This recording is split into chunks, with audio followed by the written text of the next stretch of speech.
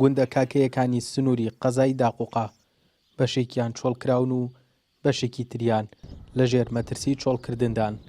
بەوتەی دانیشتوانی ناوچەکە خراپی دۆخی ئەمنی سەرەکی ترین هۆکاری چۆڵبوونی گوندە کاکەیەکانە.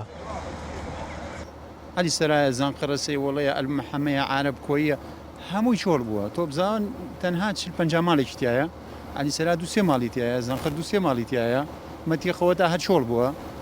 ئێستا ئەوەی ماوە ڕزگاریە، تێ ڕزگاری ئەوەی کورد بێت تاداریەکەی ئەڵا چۆڵەکری وازانم زۆر ئاسایی چۆڵەکەی بووە حیات بەشە چییە؟ ئەتوانێت کەی ناتوانانی. ئێستا ئێمە لێرەیە وەزەکەمان باش نییە. ناوەڵە چی لە حکوومەت چی لە ئێرهاب لە دوو لاو ئێمە تادامان لێکرێ.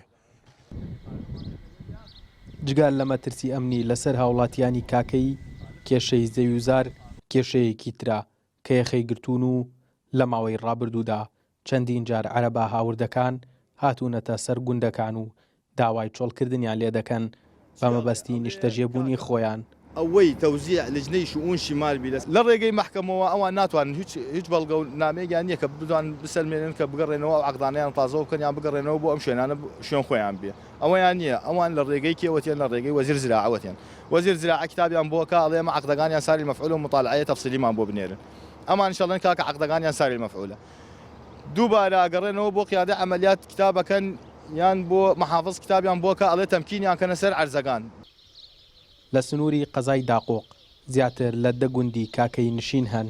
بەشێکیان بەهۆی هێرشەیەک لە دوای یەکەکانی داعشەوە بە تەواوی چۆڵ کراون و بەشێکی دیکەیان چەند ماڵێکی کەمی تێدا ماوە.